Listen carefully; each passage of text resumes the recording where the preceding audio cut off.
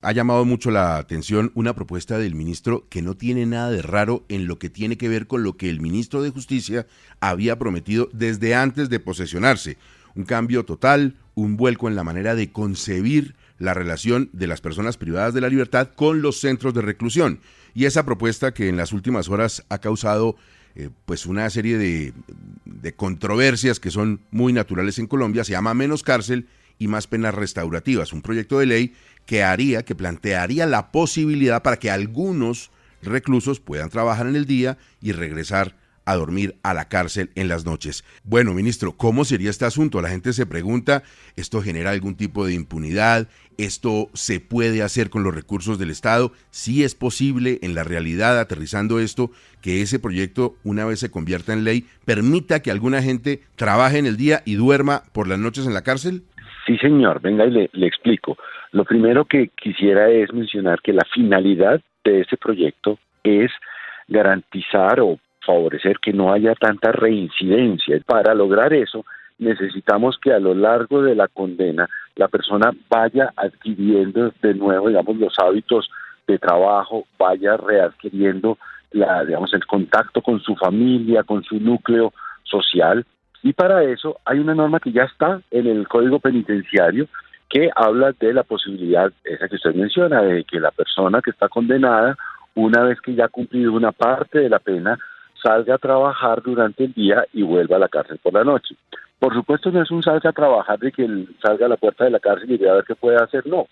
Se necesita, primero, unas condiciones de seguridad en el desplazamiento a algún lugar y al otro, que creo que tendremos que garantizar, y lo otro, pues que ya el empleo esté, digamos, gestionado desde antes.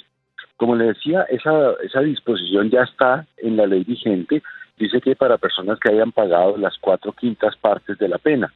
El proyecto que estamos presentando lo amplía dependiendo de la gravedad del delito a cuando se haya pagado el 60% de la pena o el 50%, y por supuesto lo excluye para algunos delitos que se consideran especialmente graves, en los que probablemente no sea conveniente que una persona salga de la cárcel antes de que haya pagado la pena completa. Y para eso además necesitamos que la persona o bien ya conozca el oficio que va a desarrollar, o que en la parte de condena que ha cumplido en la cárcel haya aprendido ese oficio. Luego, sí es un proyecto ambicioso, se lo reconozco, y tendremos que empeñar un esfuerzo importante, pero creo que lo lograremos para que eso comience a funcionar. Ministro, es importante que la gente entienda que esta es una posibilidad que la ley ofrece, que no es de carácter obligatorio, que hay gente que puede no tener un oficio o puede no querer trabajar y continuar en la cárcel sin ningún problema. Pero esto compromete también la ayuda y el respaldo del empresariado. Supongo que habrá alguna bolsa de ofrecimiento de empleos,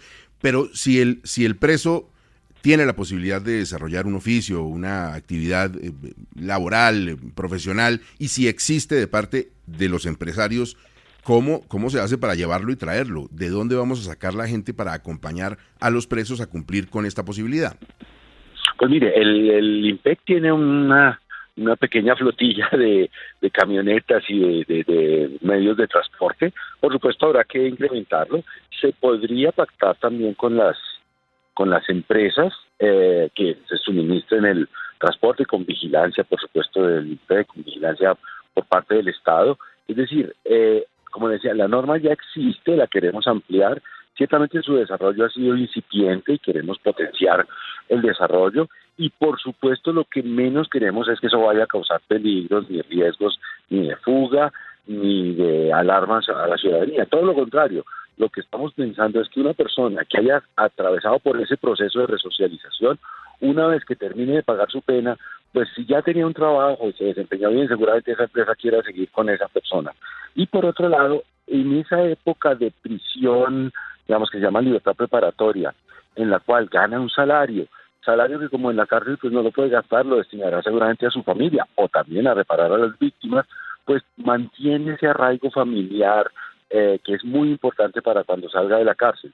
Yo sé que suena ambicioso, pero estamos preparando todo para que, si el Congreso lo aprueba, pues lo pongamos a funcionar con toda seriedad y con todo rigor.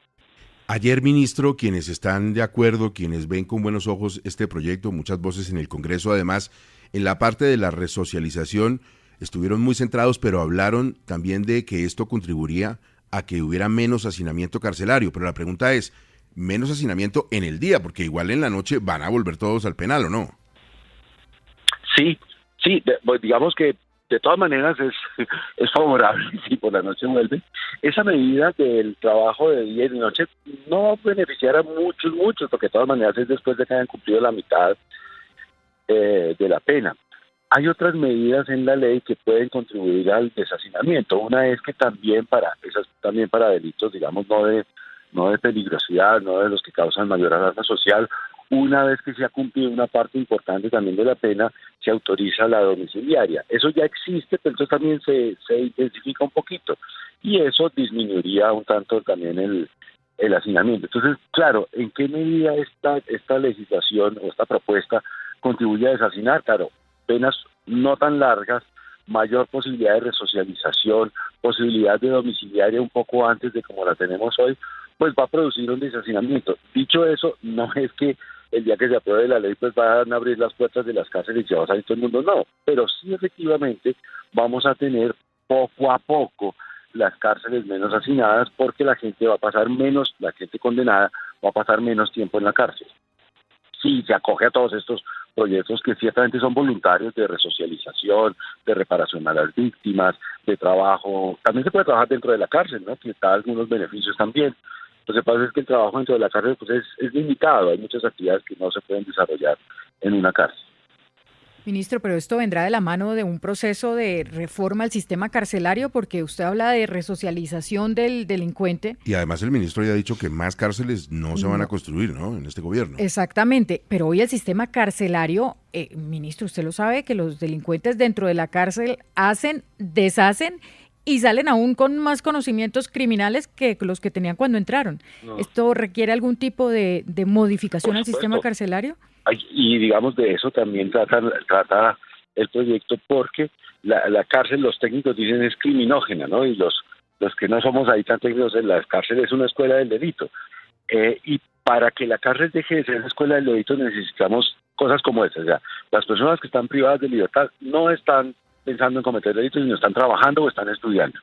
Hace poco, en diciembre, una experiencia piloto que me pareció muy válida en una cárcel en Facatativá, le entregamos a cada uno de los internos una tableta que tiene acceso, digamos, limitado a Internet, quiero decir, no a cualquier página de Internet, es como el Internet de los aviones, pero en las páginas que tiene acceso a un montón de cursos virtuales que se pueden hacer, dependiendo del grado de instrucción de la persona, puede terminar su bachillerato, hacer diplomados, hasta matricularse a carreras, y si las personas pasan buena parte del día estudiando o trabajando o haciendo trabajo comunitario incluso dentro de la cárcel, que es algo que también necesitamos fortalecer, pues podemos disminuir y ojalá erradicar esa realidad de que en las cárceles se aprende a cometer delitos con más sofisticación de cómo se cometían antes de entrar a la cárcel, pero también es la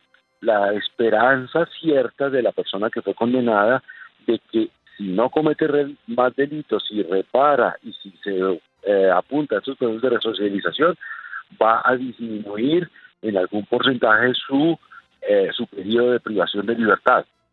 Digamos que yo sé que a algunas personas esto les suena muy novedoso, sí, pero esto ya está ensayado en muchos países del mundo, no somos tan como algunos quieren hacerlo ver.